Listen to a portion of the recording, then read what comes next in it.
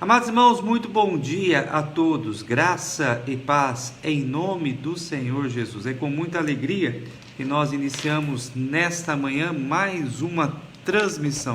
Privilégio que o Senhor Deus tem nos dado de estarmos novamente juntos com o objetivo de estudarmos a Sua palavra.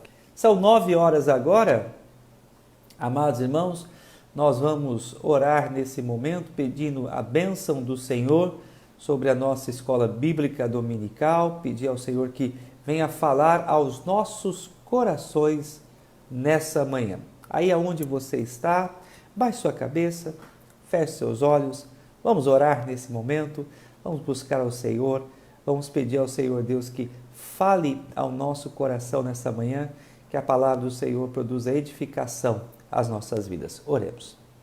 Pai, graças te damos pelo privilégio que o Senhor nos concede estarmos, ó Deus, mesmo distantes, mas reunidos, ó Deus, por meio dessa plataforma digital. E pedimos, ó Pai, que o Senhor venha falar ao nosso coração, que a Tua palavra, ó Deus, produza vida em nós, que possamos, ó Deus, nessa manhã sermos edificados. Queremos orar, ó Deus, de uma forma especial pela vida da Sandra, dos seus filhos, que ainda sentem, ó Deus, a perda do pai, que o Senhor possa confortar, consolar os corações, ó Deus, que ainda sentem a dor do luto. Só o Senhor pode confortá-los. Oramos, ó Deus, em favor dos enfermos. Pedimos, ó Deus, que o Senhor venha restaurar a saúde destes.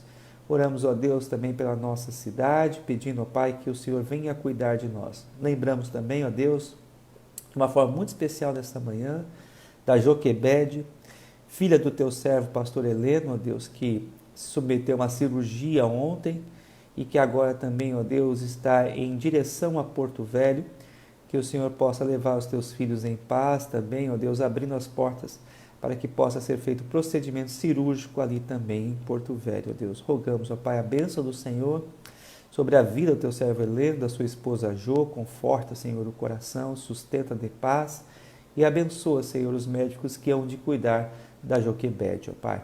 Nós oramos, ó Deus, nesse dia também, pedindo, ó Pai, que o Senhor venha suprir as necessidades, ó Pai, daqueles que estão desempregados, dos que estão aflitos, que passam por lutas, por problemas. Não permita, ó Pai, que venha faltar o pão na mesa desses, ó Pai, que temem ao Teu nome. Guarda o Teu povo de todo mal, livra-nos, ó Deus, das ciladas de Satanás. Guarda, Senhor, nosso coração também para que nós não pequemos contra Ti, nem tampouco, ó Pai, venhamos a nos desviar dos Teus caminhos. Seja sobre nós, ó Pai, a Tua graça nesse dia, abençoa-nos. Fala agora ao nosso coração, em o nome de Jesus. Amém. Amém. Amados irmãos, vamos abrir a palavra do Senhor no Salmo de número 84? Salmo de número 84, eu vou esperar um pouquinho, você corre lá, pega a sua Bíblia, melhor ainda se você também pegar um caderninho, uma caneta para você ir anotando os pontos da nossa aula. Nós vamos aqui bem pausado para que nós possamos ter o maior proveito possível. Só lembrando também, meus amados irmãos, que nós estamos dividindo as nossas lições.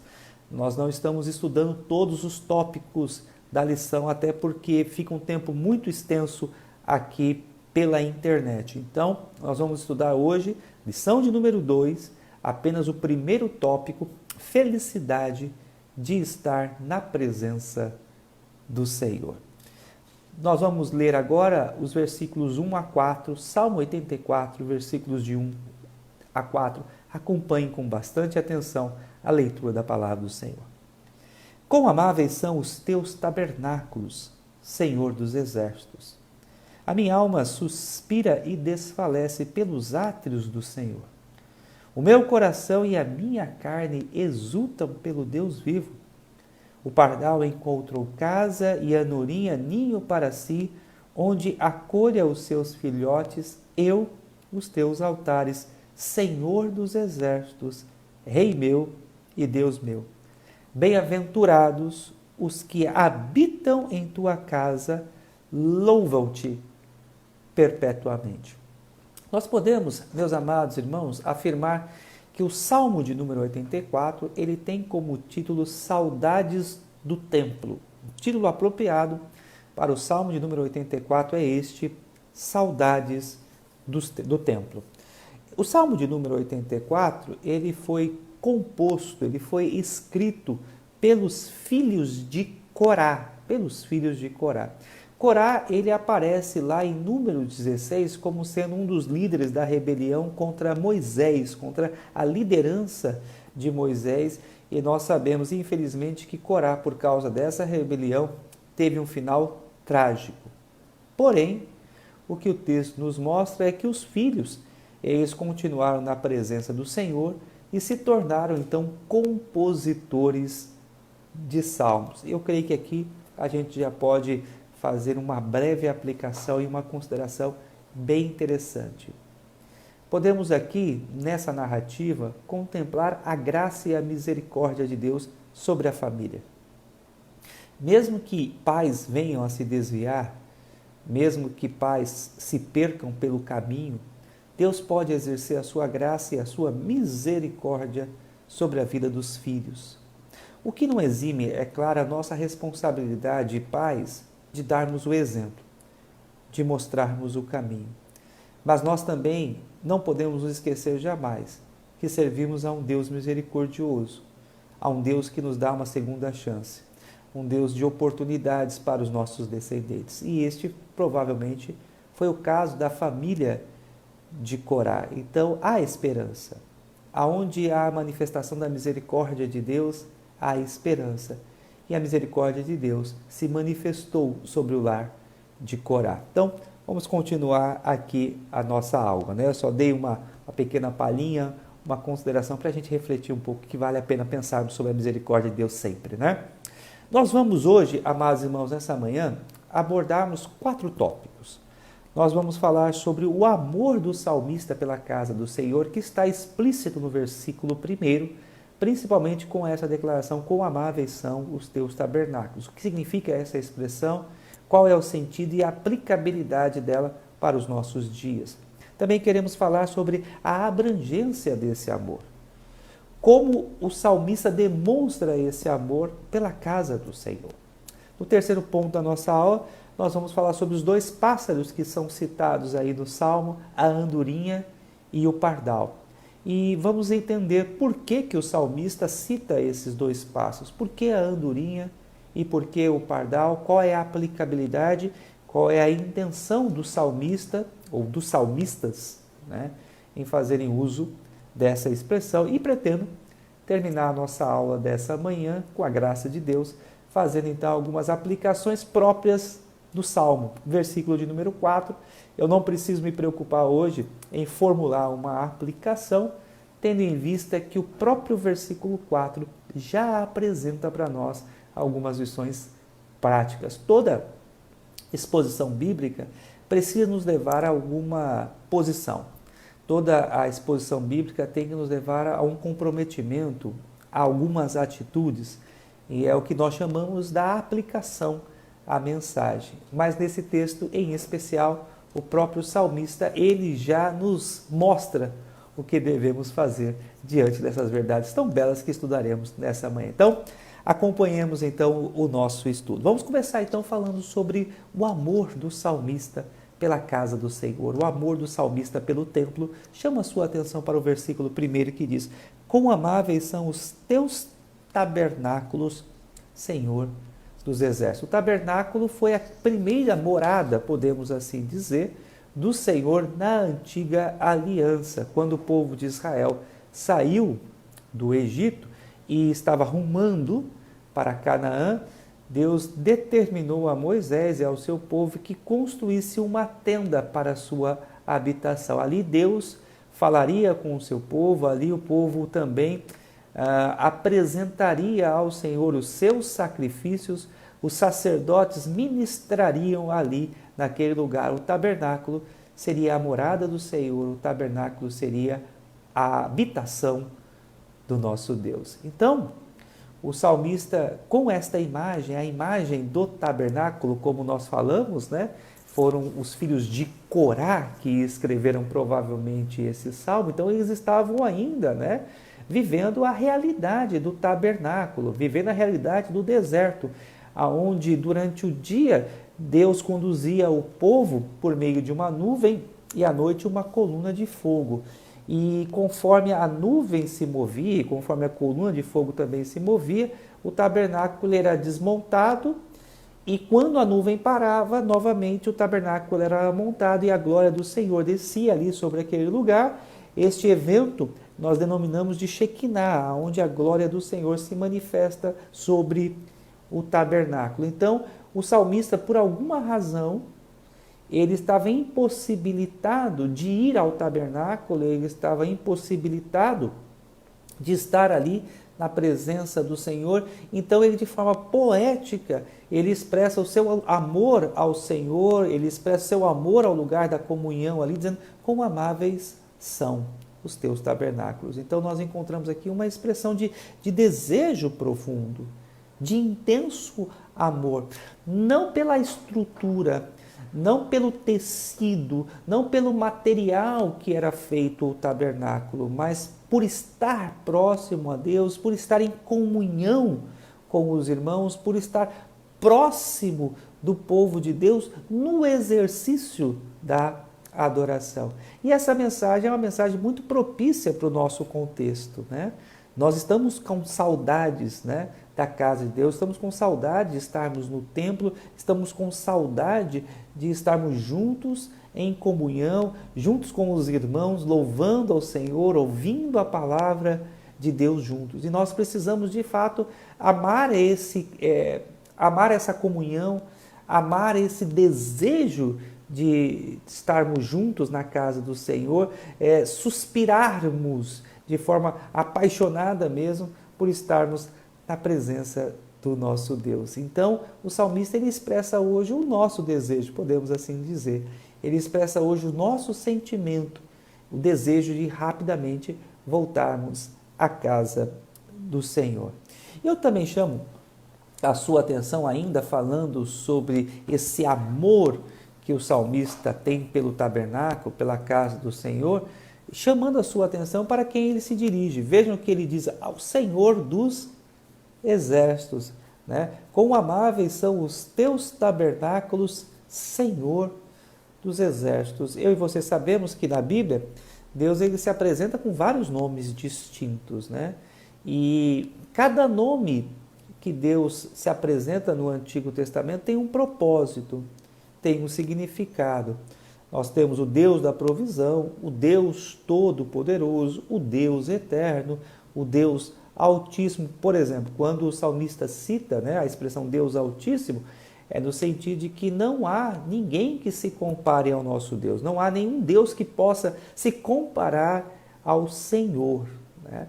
Então, quando o salmista ele usa a expressão aqui, Deus dos exércitos, ele está chamando ao Senhor para uma batalha, ele está chamando o Senhor para uma guerra. Provavelmente, meus amados irmãos, haviam inimigos que estavam, de uma certa forma, proibindo, podemos assim dizer, do povo construir o tabernáculo, do povo adorar ao Senhor, do povo estar na presença de Deus.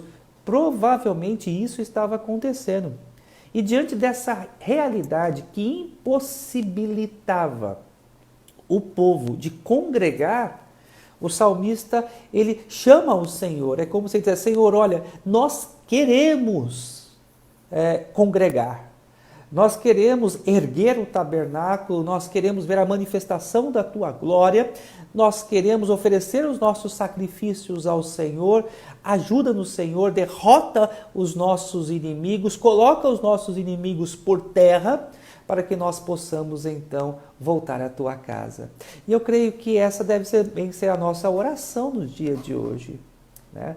Os nossos inimigos não são exércitos, não são homens, mas nós estamos lidando com um vírus, com uma enfermidade, com uma doença que tem nos impossibilitado de estarmos à casa do Senhor. É hora de invocarmos o Senhor dos exércitos. Senhor, nos ajude a vencer essa batalha. Senhor, derrota esta enfermidade. Senhor, derrota este inimigo, para que nós possamos voltar à Tua casa, para que possamos estar novamente no Teu lar. Nós amamos a Tua habitação, não por causa da construção, mas porque temos alegria de estarmos ali.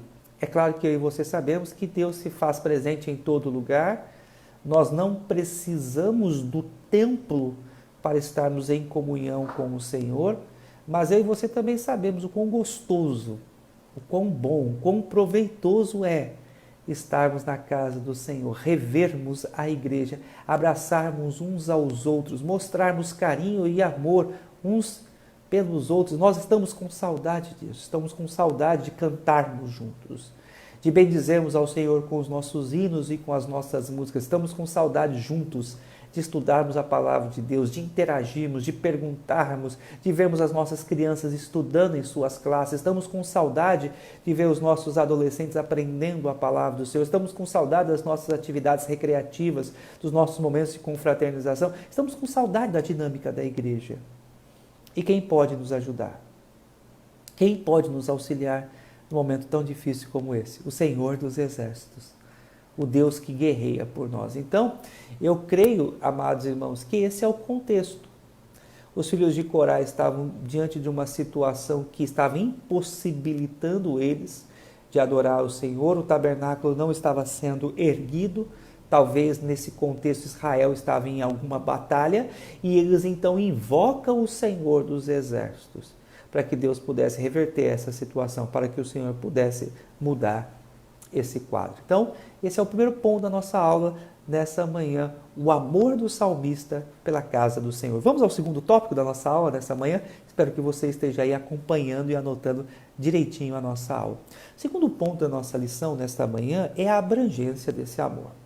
Eu chamo a sua atenção para o versículo de número 2. Versículo de número 2, atentem bem. A minha alma suspira e desfalece pelos átrios do Senhor. O meu coração e a minha carne exultam pelo Deus vivo. Eu quero chamar a sua atenção para 3 expressões que nós encontramos no versículo de número 2. A minha alma, o meu coração e a minha carne. A minha alma, o meu coração e a minha carne. Como é que o salmista amava a casa do Senhor? Como o salmista amava a moradia do Senhor? Primeiro, de todo o seu coração.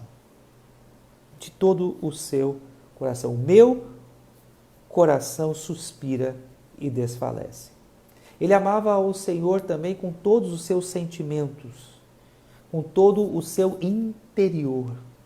E também a sua parte física, a sua carne, a sua estrutura física também amava ao Senhor. O que nós aprendemos aqui é que o amor que o salmista tinha pelo Senhor e pela casa do Senhor era um amor pleno, um amor abrangente, um amor total. Ele amava ao Senhor com tudo aquilo que ele tinha, com todas as suas forças, com toda a sua energia, com todo o seu coração, com todo o seu corpo.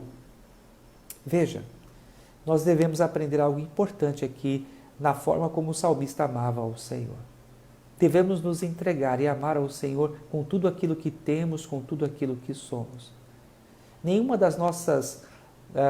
parte do nosso ser, nada daquilo que temos pode ficar fora desse comprometimento em amarmos ao Senhor. Devemos amar ao Senhor com tudo aquilo que somos e com tudo aquilo que temos. Não ofereça ao Senhor metades. Não ofereça ao Senhor porções.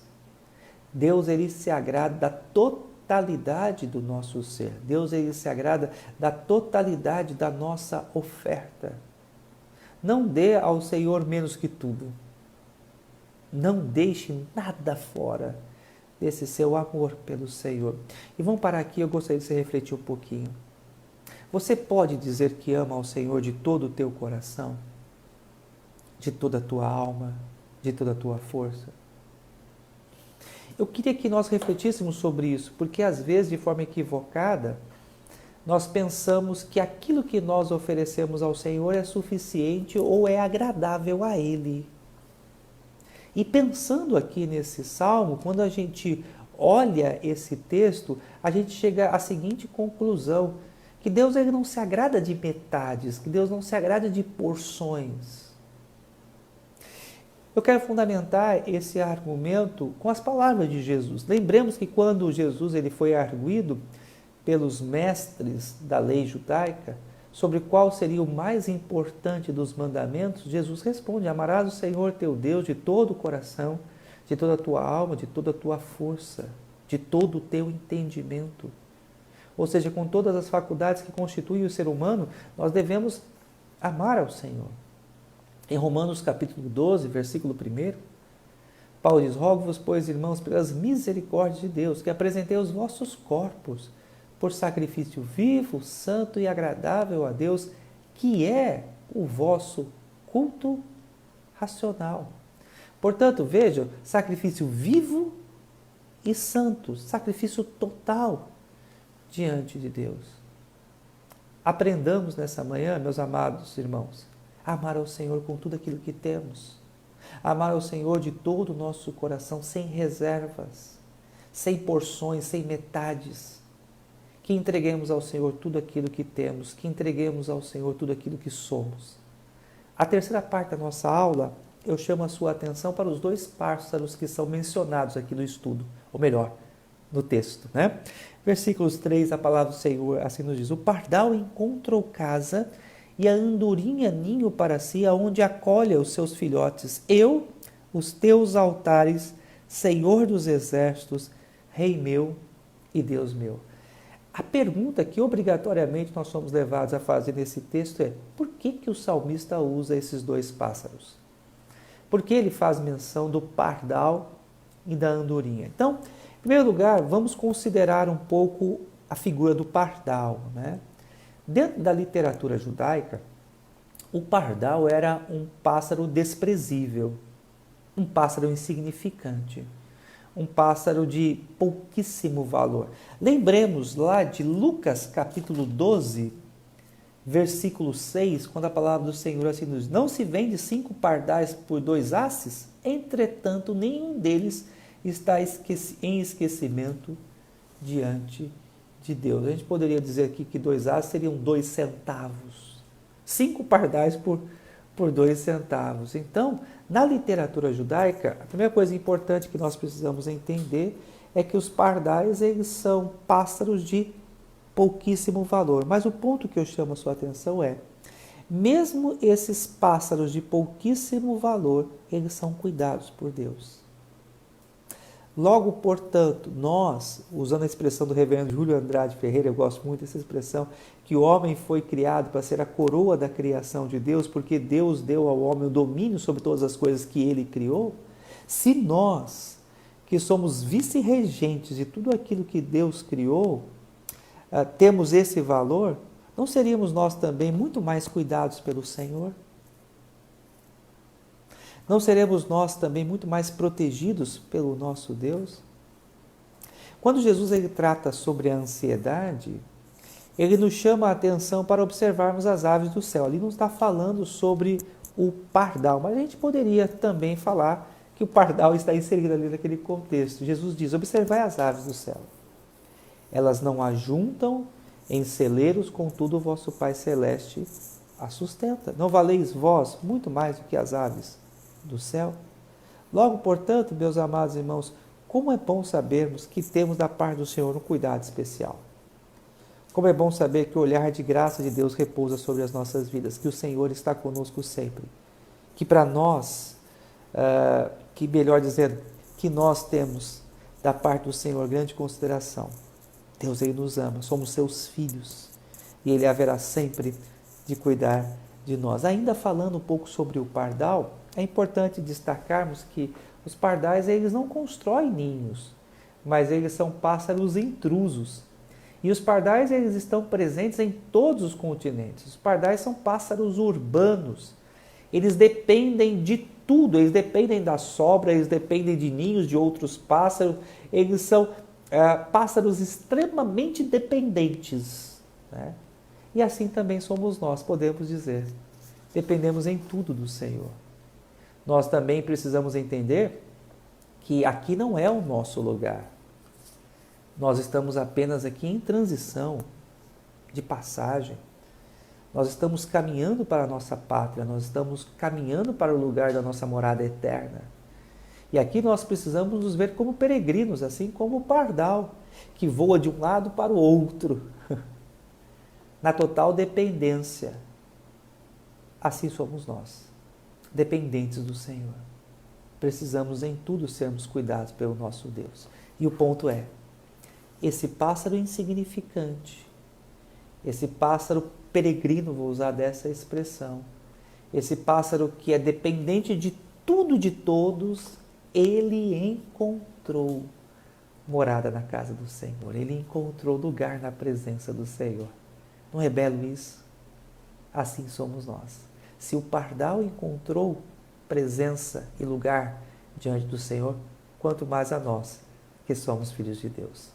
O outro pássaro citado é a andorinha. E a andorinha, ela sempre voa em bando, tanto é que vocês já ouviram aquela expressão, uma andorinha sozinha, ela não faz verão.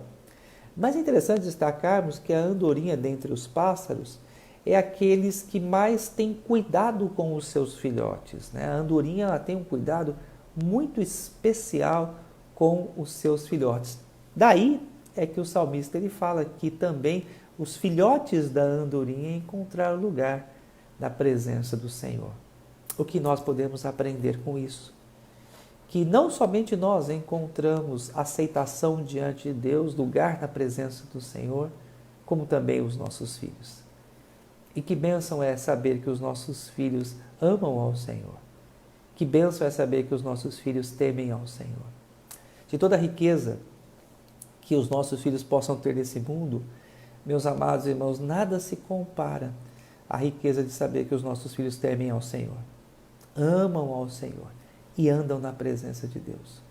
O maior investimento que eu e você podemos fazer na educação dos nossos filhos é ensinar os nossos filhos a caminharem na presença de Deus, a amarem ao Senhor. Se os filhotes das andorinhas encontrar lugar e aceitação na presença de Deus, quanto mais também os nossos filhos. Portanto, eu e você somos chamados a refletir nessa manhã que a igreja, o lugar da adoração, é o lugar da família do povo de Deus. É um lugar de alegria, é um lugar de celebração, é um lugar de estarmos juntos como família, todos reunidos, louvando e aprendendo mais sobre o Senhor. E é por isso que nós temos saudade, né, de estarmos na casa do Senhor, e é por isso que, como o salmista, eu creio que vocês que estão me ouvindo nessa manhã, que amam ao Senhor, que temem ao Senhor, suspiram e desfalecem pelo desejo de voltar à casa do Senhor. Eu já disse isso, mas eu repito. Irmãos, pensa numa dificuldade que é para mim pregar olhando para um celular. A gente ama ver a igreja, estar com o povo de Deus, contemplar o rosto do povo de Deus, né? Mas nós temos fé e esperança, com a graça de Deus, que em breve voltaremos à presença do Senhor, que em breve estaremos juntos novamente na casa do Senhor. E eu termino a nossa aula aqui dessa manhã, meus queridos, fazendo então duas aplicações à luz do versículo de número 4. Salmo 84, versículo 4 diz: Bem-aventurados que habitam em tua casa, louvam-te perpetuamente. A primeira lição que nós aprendemos é que felicidade é estarmos na casa do Senhor, né? Essa expressão bem-aventurado significa mais do que feliz, ou plenamente feliz, ou abundantemente feliz. E a felicidade nós encontramos em estarmos na casa de Deus. Felicidade nós encontramos em estarmos na presença de Deus. Nada pode ser tão sublime quanto a esse privilégio de estarmos juntos com o povo de Deus, em volta da palavra, louvando ao Senhor, nos vendo, nos abraçando, orando um pelos outros. Felicidade é estarmos na casa do Senhor. Felicidade é termos acesso à presença do Senhor. É claro que eu e você, é importante sempre destacarmos, né? Sabemos que Deus está presente em todo lugar, Deus está em nossa casa, Deus está conosco sempre, mas é uma alegria muito grande estarmos na casa do Senhor.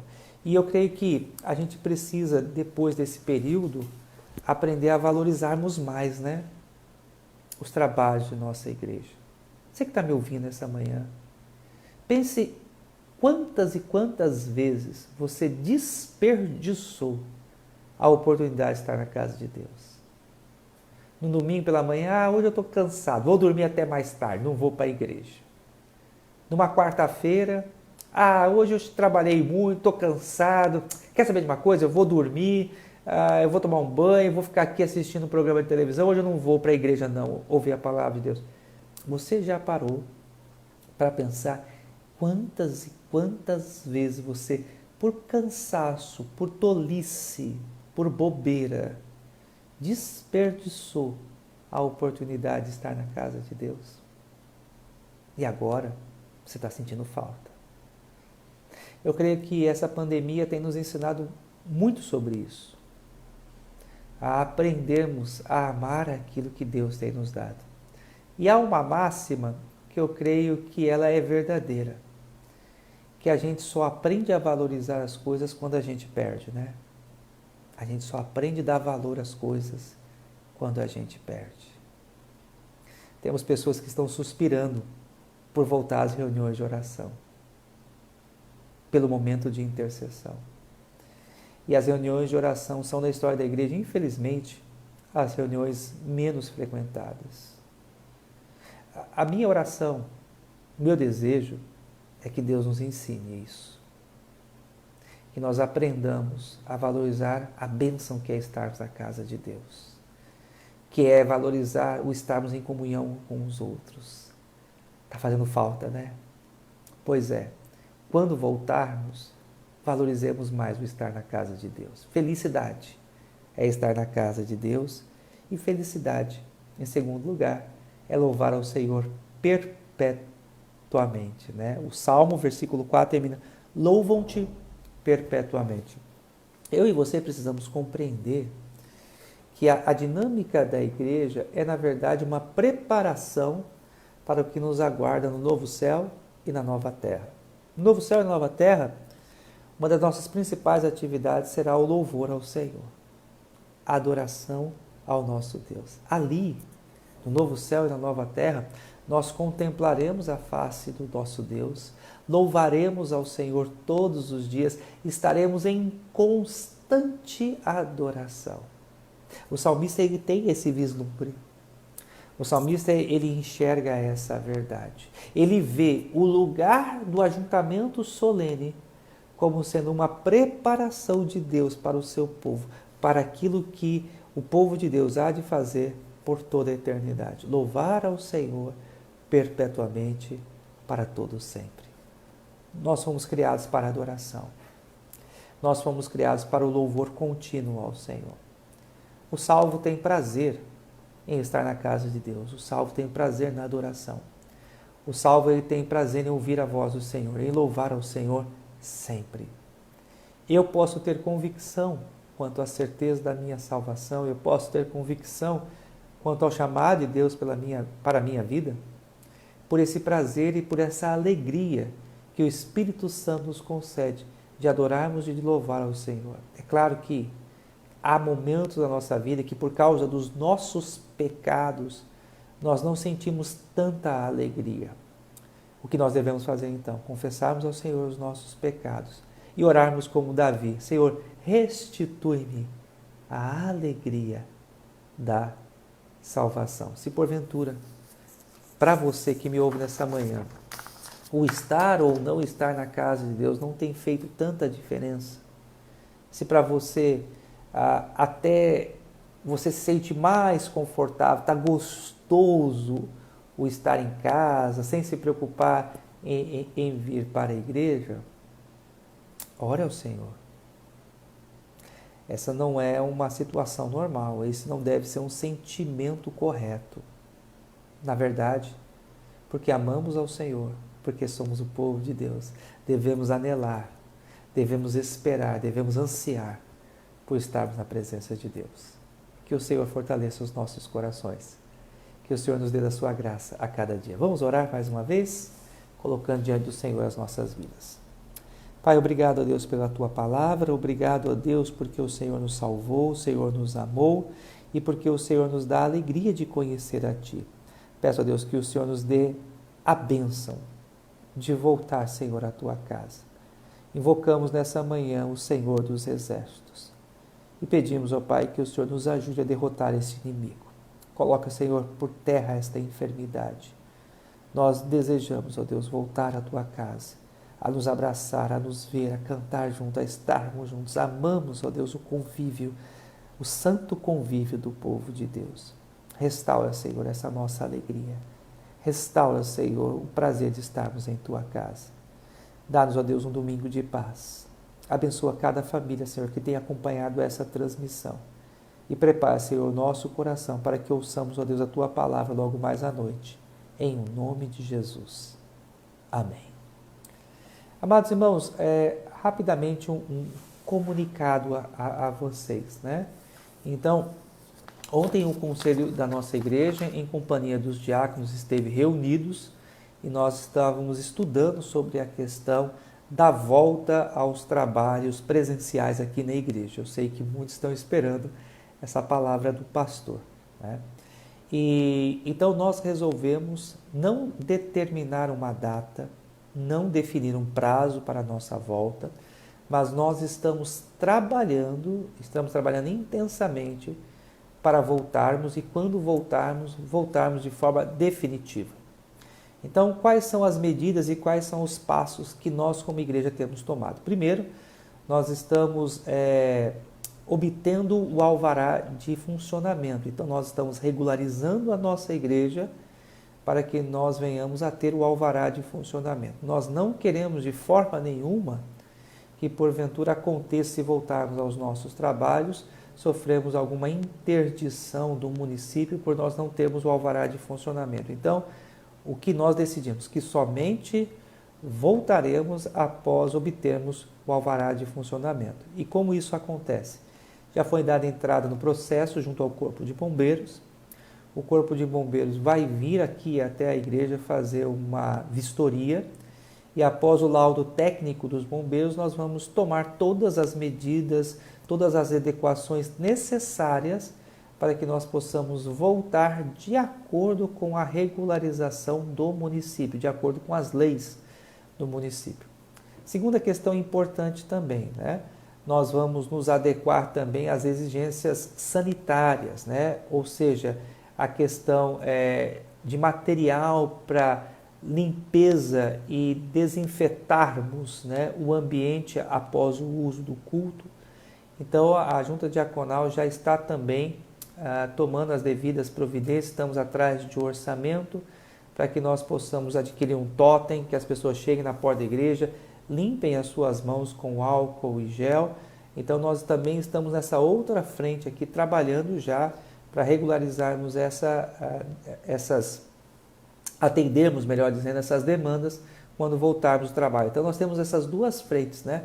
Uma frente que está trabalhando, podemos dizer assim, com a comissão de construção, a regularização do nosso espaço físico para a obtenção do alvará de funcionamento, e a diaconia que também já está estudando o que é necessário fazermos, como colocarmos adesivos no chão, o bebedouro também é algo que a gente vai ter que estudar como vai ser feito. Então são várias situações que precisamos estudar e avaliar para que quando voltemos atendendo a todas as exigências e normas, tanto da Anvisa quanto da Prefeitura Municipal. Aí talvez alguém fale, mas pastor, tem igrejas que já estão abertas. Eu sei que já tem igrejas que estão abertas, nós queremos crer que essas igrejas que estão abertas, elas já atenderam a todas essas demandas. E se porventura há alguma igreja que ainda não atendeu essas demandas, a responsabilidade é da liderança desta igreja. Nós entendemos que como instituição temos compromissos, devemos andar em conformidade à lei vigente do nosso país, estado e município, e a Igreja Presbiteriana de Cacoal, ela quer ser exemplo nesse sentido. Queremos andar em conformidade todas as normas e todas as exigências. Então ontem, depois de oração, depois de muita conversa, esse é o entendimento da liderança da igreja, os presbíteros e diáconos. Somente voltaremos após atendermos a todas as exigências, tanto da Agência Nacional de Saúde, quanto a questão do nosso município. Enquanto isso, continuaremos com os nossos trabalhos de transmissão todos os dias, como temos feito, né? Continuaremos a exposição de provérbios de segunda a sábado, né? E no domingo pela manhã continuaremos o estudo de Salmos e à noite a exposição de Gálatas a partir das 19 horas, tá bom? Se você precisar conversar, se você precisa de um aconselhamento, se você precisa de uma orientação bíblica, procure o seu pastor. Volto a insistir, eu tenho estado muito preocupado com a questão da depressão, pessoas tristes com essa situação toda. Então você não fique isolado, você não fique entristecido, procure ajuda. Se você faz parte do grupo de risco ou tem mais de 60 anos, nós podemos marcar uma videochamada para conversarmos. Mas eu quero dizer que de segunda a sábado eu estou aqui na igreja para atender também ao povo de Deus. Nós temos procurado fazer algumas ligações, conversar com algumas pessoas, mas se você precisar de ajuda, se você precisar de oração, se você precisar de uma palavra pastoral, procure o seu pastor. Não fique isolado, nós estamos aqui para cuidar do rebanho, pastorear a igreja, tá bom? Amados irmãos, um forte abraço, um ótimo domingo, um bom almoço a todos. Às 14 horas estamos na Sama 1, 104,9, com o programa Sublime Graça. E à noite, a partir das 19 horas, mensagem expositiva em Gálatas. Nós estaremos falando nessa noite sobre vivendo na verdade. Vivendo a verdade. Gálatas 5, de 7 a 12. Vivendo na verdade. Não perca a mensagem dessa noite. Deus abençoe a todos, em nome de Jesus.